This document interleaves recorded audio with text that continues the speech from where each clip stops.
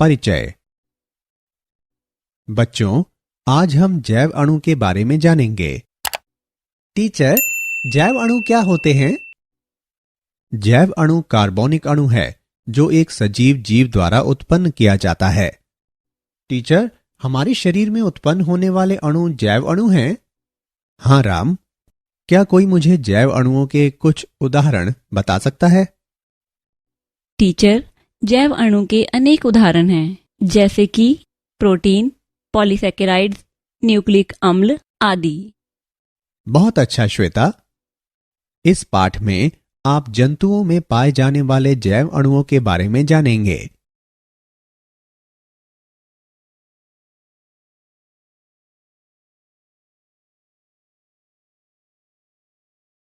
उद्देश्य।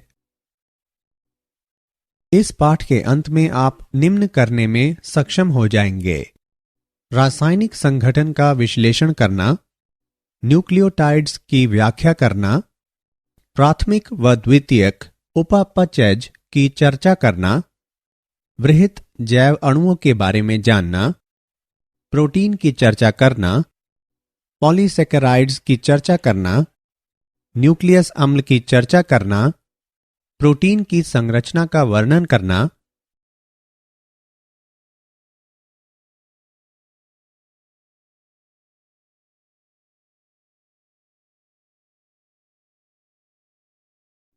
एक बहुलक में एककों को जोड़ने वाले बंधों की प्रकृति की चर्चा करना, शरीर अवयवों की गतिक अवस्था उपापाच्य की संकल्पना की चर्चा करना, जीव के उपापाचीय आधार की व्याख्या करना, जीव अवस्था की व्याख्या करना, एंजाइम का वर्णन करना।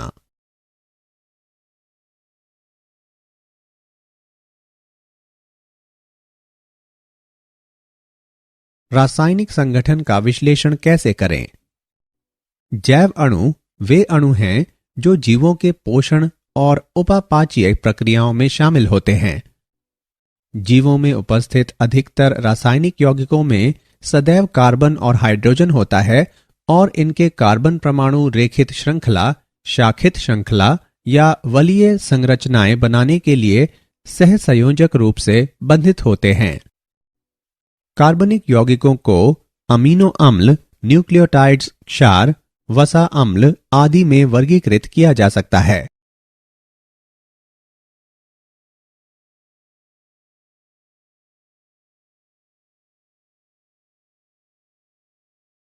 अमीनो अम्ल। अमीनो अम्ल प्रोटीन के रचक खंडों और उपापाच्य में मध्यवर्ती के रूप में कार्य करते हैं।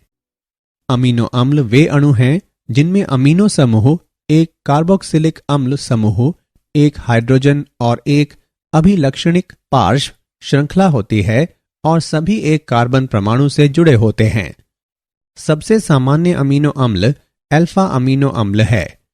पार्श्व श्रृंखलाएं या आर समूह एक हाइड्रोजन परमाणु से लेकर बड़ी जटिल पार्श्व श्रृंखलाओं तक हो सकते हैं। प्रत्येक अमीनो अम्ल के अद्वितीय भौतिक और रासायनिक गुण आर समूह की संरचना और रासायनिक गुणों का परिणाम है। कार्बोक्सिल और अमीनो समूह की संख्या के आधार पर अम्लीय, क्षारीय और उदासीन अमीनो अम्ल होते हैं। ग्लूटामिक अम्ल अम्लीय अमीनो अम्ल है। लाइसिन क्षारीय अमीनो अम्ल है। वेलिन उदासीन अमीनो अम्ल है।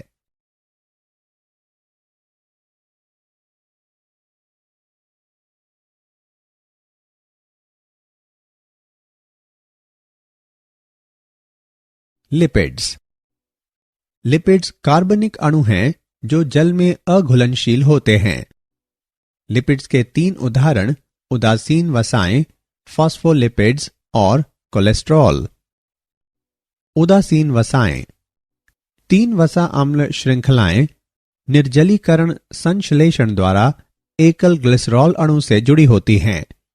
उदासीन वसा ऊर्जा ईंधन को संचित करती है, शरीर ऊतकों को रोधी बनाती है और अंगों की सुरक्षा करती है। फॉस्फोलिपिड्स। फॉस्फोलिपिड्स में एक अध्रुवीय वसा अम्ल श्रृंखला भाग तथा एक फॉस्फेट ध्रुवीय भाग होता है। फॉस्फोलिपिड्स के दोनों स्तर सभी कोशिका झिल्लियों के मुख्य अवयव बनाते हैं। फॉस्फोलिपिड्स अणुओं के दोनों स्तर इस प्रकार स्वतः जुड़ते हैं कि उनके जलरागी शीर्ष झिल्ली की सतह और आंतरिक भाग बनाएं तथा जल विरागी पुच्छ एक दूसरे के सामने हों। कोलेस्ट्रॉल। कोलेस्ट्रॉल अणु में 4 परस्पर संबंध कार्बन वलय होते हैं।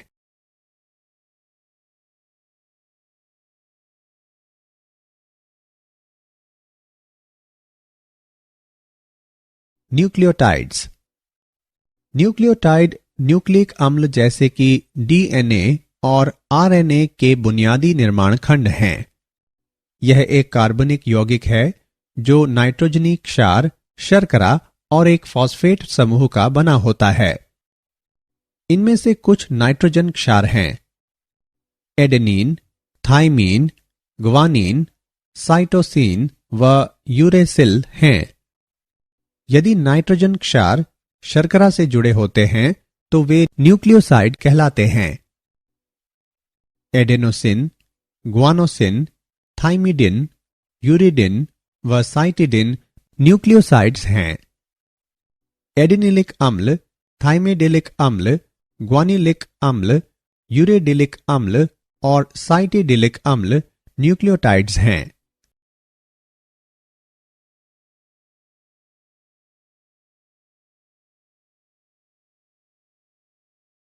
प्राथमिक तथा द्वितीयक उपापचयज। प्राथमिक उपापचयज वह उपापचयज है जो सामान्य वृद्धि, विकास और जनन में सीधे शामिल होते हैं। इसमें विभिन्न प्रकार के कार्बोनिक यौगिक शामिल होते हैं। उदाहरण: सुक्रोज और स्टार्च, सेल्यूलोज, डीएनए, आरएनए, वर्णक जैसे कि क्लोरोफिल।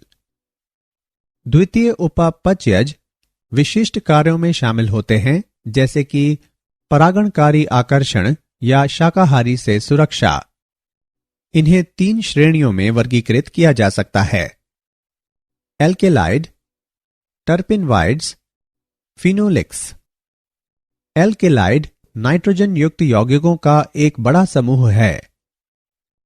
टर्पिनवाइड्स एसिटल कोएंजाइम ए या ग्लाइकोलिसिस में मध्यवर्तियों से व्युत्पन्न होते हैं। फिनोलिक यौगिकों को हाइड्रोक्सिल कार्यात्मक समूह वाले एक या अधिक एरोमेटिक वलयों की उपस्थिति द्वारा परिभाषित किया जाता है।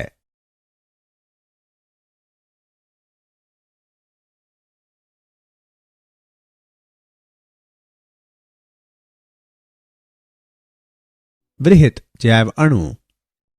यौगिक अम्ल घुलनशील भाग में पाए जाते हैं और जिनका अनुभार 18 से लगभग 800 डाल्टन के आसपास होता है। वृहत जैव अणु जो अम्ल विलीय अंश में पाए जाते हैं जैसे प्रोटीन, न्यूक्लिक अम्ल, पॉलीसैकेराइड्स और लिपिड्स। लिपिड्स के अतिरिक्त सभी वृहत जैव अणुओं का अणुभार 10,000 डाल्टन से अधिक होता है। इसका कारण है कि लिपिड्स के अतिरिक्त सभी बहुलक पदार्थ होते हैं। पॉलीसैकेराइड्स। पॉलीसैकेराइड्स मोनोसैकेराइड्स के बहुलक हैं। पॉलीसैकेराइड्स मोनोसैकेराइड्स के समबहुलक या विषम बहुलक हो सकते हैं। न्यूक्लिक अम्ल। न्यूक्लिक अम्ल न्यूक्लियोटाइड्स के बहुलक होते हैं। प्रोटीन। प्रोटीन अमीनो अम्ल के बहुलक हैं। प्रोटीन पॉलीपेप्टाइड्स होते हैं जहां अमीनो अम्ल एक रैखिक श्रृंखला के रूप में पेप्टाइड आबंध द्वारा जुड़े होते हैं। प्रोटीन के कार्य: कोशिका झिल्ली के आर पार पोषक पदार्थों का परिवहन, संक्रमण से लड़ना और हार्मोन एवं एंजाइम के रूप में कार्य करना।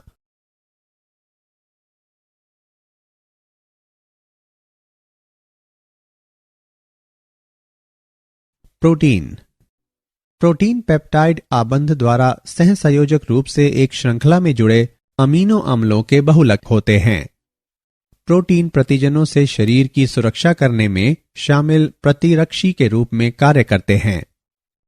संकुचनशील प्रोटीन गति के लिए जिम्मेदार होते हैं। उदाहरण के लिए एक्टिन और म्योसिन प्रोटीन पेप्टाइड बंधों द्वारा आपस में जुड़े अमीनो अम्लों के बहुलक हैं। अमीनो अम्ल 21 प्रकार के होते हैं जो हर तरह के प्रोटीन बनाते हैं।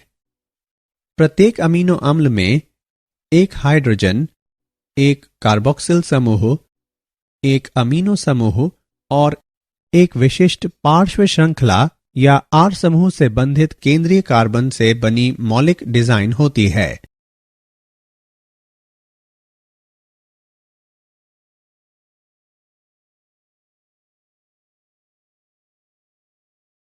पॉलीसैकेराइड्स पॉलीसैकेराइड्स जटिल कार्बोहाइड्रेट्स होते हैं। वे मोनोसैकेराइड्स की श्रृंखलाओं के बने होते हैं जो ग्लाइकोसिडिक बंधों द्वारा आपस में जुड़े होते हैं। सेल्यूलोज पादप कोशिका भित्ति का मुख्य अवयव है। यह प्रति श्रृंखला लगभग 10,000 ग्लूकोज इकाइयों वाला एक अशाखित बहुलक है। Chitin N acetyl D glucosamine का एक अशाखित बहुलक है। यह कवकों में पाया जाता है और ऑर्थोपॉड एवं निम्न जंतुओं के बाह्य कंकाल का मुख्य अवयव है, जैसे कीट, केकड़ा और श्रिम्प, चिराट के कवच।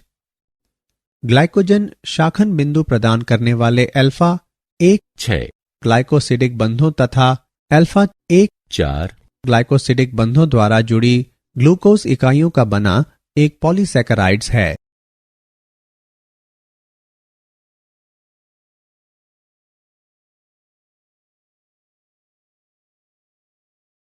न्यूक्लिक अम्ल न्यूक्लियोटाइड्स सभी न्यूक्लिक अम्लों के निर्माण खंड हैं।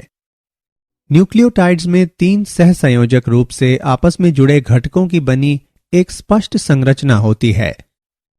नाइट्रोजन युक्त क्षार या एक पिरिमिडिन या प्यूरिन, 5 कार्बन शर्करा राइबोज या डीऑक्सीराइबोज, एक फॉस्फेट समूह। एक क्षार और शर्करा का संयोजन न्यूक्लियोसाइड कहलाता है।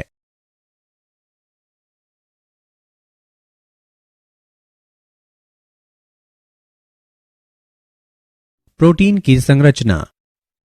प्रोटीन पेप्टाइड बंधों द्वारा जुड़ी अमीनो अम्लों की एक या अनेक श्रृंखलाओं की बनी होती है और एक विशिष्ट त्रिमिमीय आकार में वलित होती है। अमीनो अम्ल एक हाइड्रोजन, एक कार्बोक्सिल समूह, एक अमीनो समूह और एक विशिष्ट पार्श्व श्रृंखला या आर समूह से बंधित केंद्रीय कार्बन का बना होता है।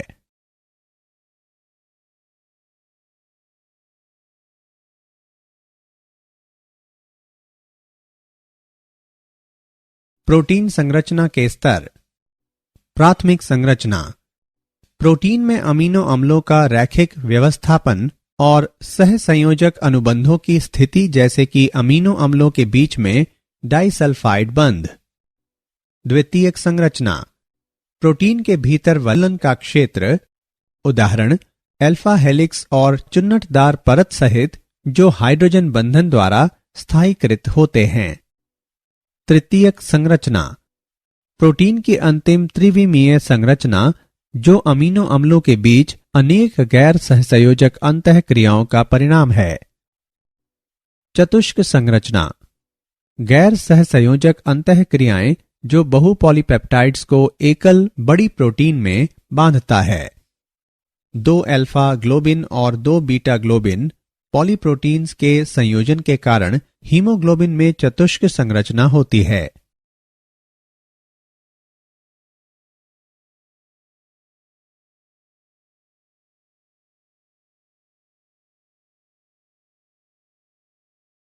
एक बहुलक में एककों को जोड़ने वाले बंधों की प्रकृति। पेप्टाइड बंध। यह बंध तब बनता है जब एक अमीनो अम्ल का कार्बोक्सिल समूह अगले अमीनो अम्ल के अमीनो समूह के साथ अभिक्रिया के बाद जल अणु निकलते हैं। यह अमीनो अम्लों को एक पॉलीपेप्टाइड श्रृंखला में जोड़ता है। ग्लाइकोसाइडिक बंध।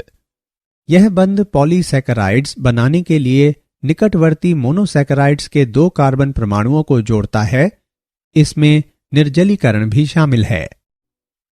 फॉस्फोडाइस्टर बंध। यह बंध न्यूक्लियक अम्ल बनाने के लिए दो न्यूक्लियोटाइड्स को जोड़ता है। यह शर्करा के फॉस्फेट और हाइड्रोक्सिल समूहों के बीच बनता है।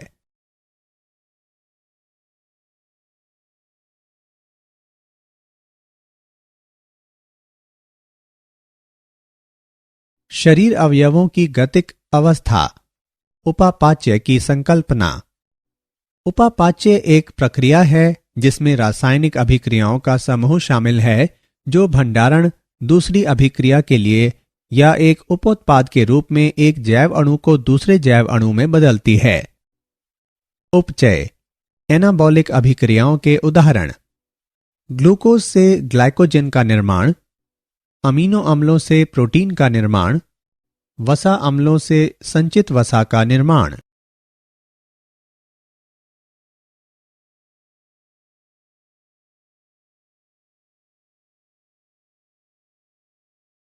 जीव का उपापाची आधार। जटिल अणुओं के सरल अणुओं में उपापाची विखंडन से ऊर्जा का मुक्त होना अपचयी अभिक्रिया है। अपचयी अभिक्रियाओं के उदाहरण: ग्लाइकोलिसिस, यह ग्लूकोज के निम्नीकरण द्वारा एडिनोसिन ट्राइफॉस्फेट के उत्पादन के लिए उत्तरदायी है।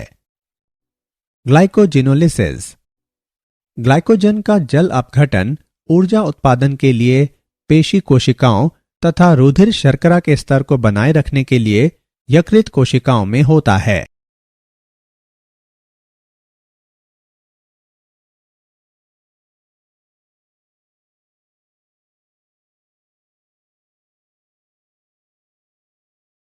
जीव अवस्था। जैविक यंत्र का सबसे महत्वपूर्ण तथ्य यह है कि सजीव प्रत्येक जैव अणु की सांद्रताओं द्वारा अभिलक्षित एक स्थिर अवस्था में मिलते हैं।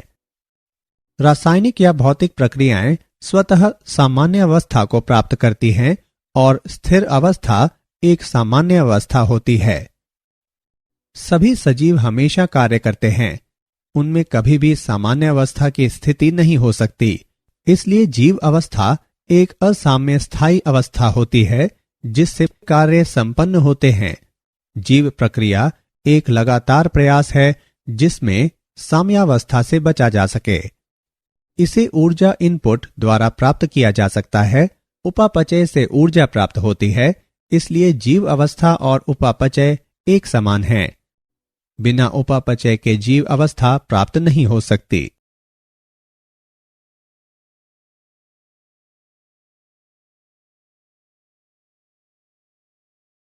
एंजाइम। एंजाइम एक पदार्थ है जो सजीवों द्वारा उत्पन्न किए जाते हैं। जैव रासायनिक अभिक्रिया संपन्न करने के लिए उत्प्रेरक के रूप में कार्य करता है। लगभग सभी एंजाइम प्रोटीन होते हैं। एंजाइमों में सभी प्रोटीनों जैसे प्राथमिक, द्वितीयक और तृतीयक संरचनाएं भी होती हैं। सक्रिय स्थल पर क्रियाधार व्यवस्थित होते हैं और अभिक्रिया को तेज गति से उत्प्रेरित करते हैं।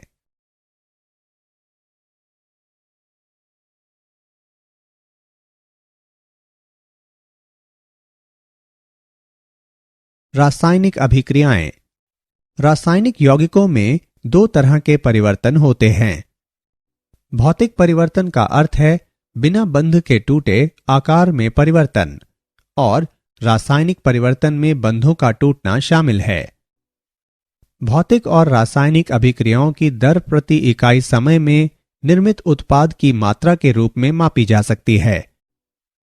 अभिक्रिया की दर डेल्टा पी बटे डेल्टा टी। तापमान अभिक्रिया की दर को सीधे प्रभावित करता है। प्रत्येक 10 डिग्री सेल्सियस तापक्रम के बढ़ने या घटने पर अभिक्रिया की दर क्रमशः द्विगुणित या आधी हो जाती है। परम तापमान में वृद्धि के कारण औसत गतिज ऊर्जा बढ़ जाती है और देहली ऊर्जा से अधिक ऊर्जा वाले अणुओं की संख्या भी बढ़ जाती है। इसलिए यह देखा गया है कि अभिक्रिया की दर तापमान में वृद्धि के साथ बढ़ जाती है। एक एंजाइम केवल एक विशिष्ट रासायनिक अभिक्रिया को उत्प्रेरित करता है। उदाहरण के लिए, माल्टोज शर्करा आपस में जुड़े दो ग्लूकोज अणुओं की बनी होती है। एंजाइम माल्टेज का आकार इस तरह का होता है कि यह बंध को तोड़ सके और 2 ग्लूकोज अणुओं को मुक्त कर सके।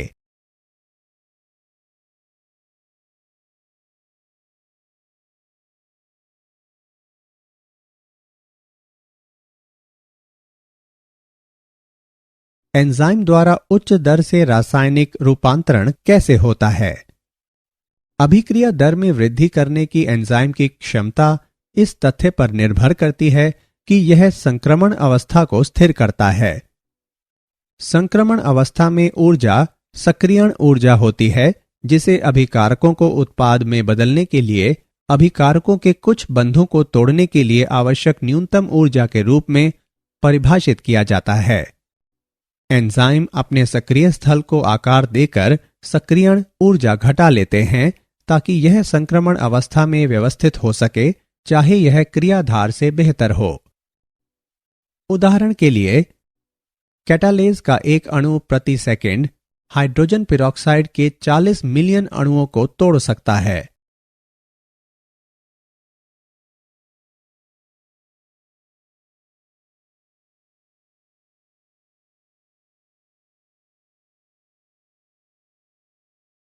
एंजाइम क्रिया की प्रकृति। एंजाइम क्रिया का उत्प्रेरक चक्र। क्रियाधार एंजाइम के सक्रिय स्थल से बंध जाता है। सक्रिय स्थल एंजाइम का विशिष्ट क्षेत्र है जो क्रियाधार के साथ जुड़ता है। एंजाइम क्रियाधार का आकार बदल देते हैं ताकि क्रियाधार अधिक मजबूती से व्यवस्थित हो सके। एंजाइम का सक्रिय स्थल क्रियाधार के बंध तोड़ देता है और नए एंजाइम उत्पाद जटिल का निर्माण होता है। एंजाइम उत्पाद अवमुक्त करता है और एंजाइम दूसरे अणुओं के साथ बंधने के लिए तैयार हो जाता है।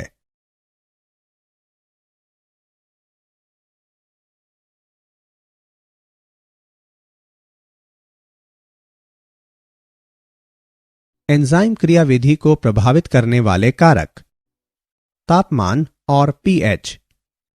एंजाइम की क्रियाशीलता पीएच और तापमान में परिवर्तन द्वारा काफी परिवर्तित होती है। प्रत्येक एंजाइम एक निश्चित पीएच और तापमान पर बेहतर कार्य करता है। इसकी क्रियाशीलता उस बिंदु के ऊपर या नीचे के मानों पर घट जाती है। उदाहरण के लिए, प्रोटीएज पेप्सिन 1 से 2 तक के पीएच पर बेहतर कार्य करता है।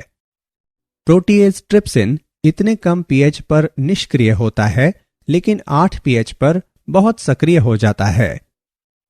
पीएच में परिवर्तन आवेशित अमीनो अम्लों की आयनीकरण अवस्था को बदल देता है, जो क्रियाधार बंधन क्रिया में महत्वपूर्ण भूमिका निभा सकता है।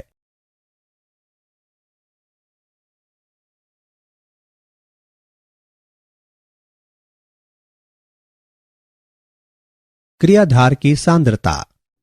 यदि एंजाइम की मात्रा को नियत रखा जाता है और क्रियाधार सांद्रता को धीरे धीरे बढ़ाया जाता है, तो सर्वोच्च गति प्राप्त करने तक अभिक्रिया वेग में वृद्धि होगी। उस बिंदु के बाद क्रियाधार सांद्रता में वृद्धि वेग में वृद्धि नहीं करेगी। सद्मक पदार्थ होते हैं जिससे एंजाइम की उत्प्रेरक क्रिया परिवर्तित हो जाती है और फलस्वरूप उत्प्रेरण मंद पड़ जाता है या बंद हो जाता है। प्रतिस्पर्धात्मक संदमन तब होता है जब क्रियाधार और क्रियाधार के समान पदार्थ दोनों को एंजाइम में मिलाया जाता है।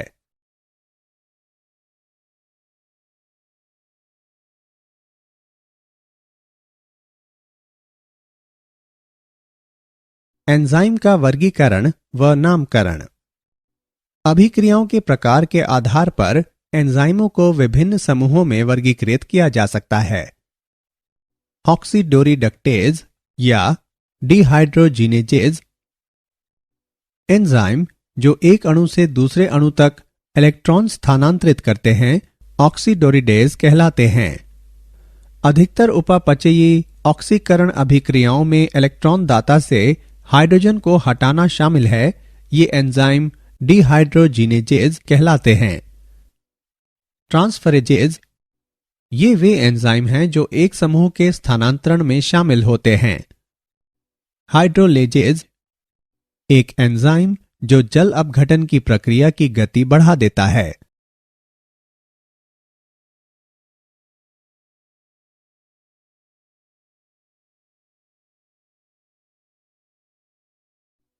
लाइजेज ये वे एंजाइम हैं जो जल अपघटन या ऑक्सीकरण के अतिरिक्त विधि द्वारा सीसी, सीओ और अन्य बंधों के विदलन को उत्प्रेरित करते हैं।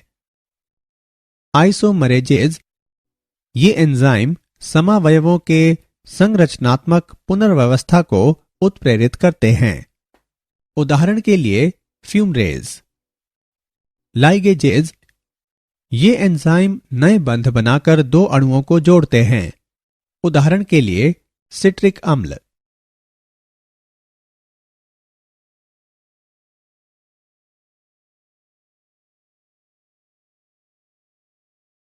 सहकारक सहकारकों को उन अणुओं के रूप में परिभाषित किया जाता है जो एंजाइमी अभिक्रियाओं के दौरान एंजाइम से कसकर बंधे होते हैं और अभिक्रिया में एक रूप से दूसरे रूप में बदल दिए जाते हैं।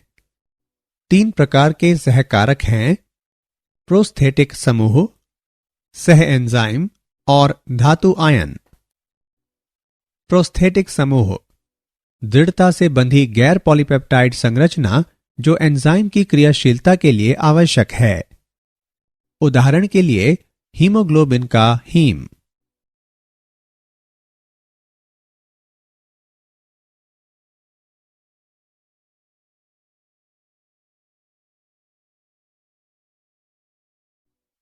सह एंजाइम ये कार्बनिक सहकारक हैं जैसे कि निकोटिनामाइड, एडेनिन, डाइन्यूक्लियोटाइड NAD और क्लेविन मोनोन्यूक्लियोटाइड FMN जो ऑक्सीकरण अपचयन अभिक्रियाओं में शामिल होते हैं। धातु आयन धातु आयन ऑक्सीकरण अपचयन अभिक्रियाओं में भाग लेते हैं और एंजाइमों में आवेश संकुलों को स्थिर करते हैं।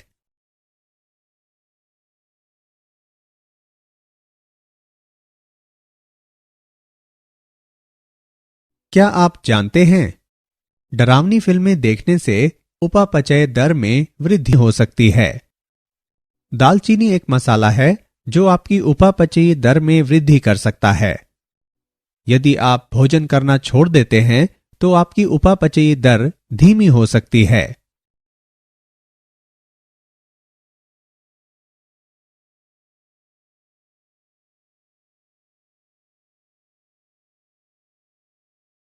सारांश।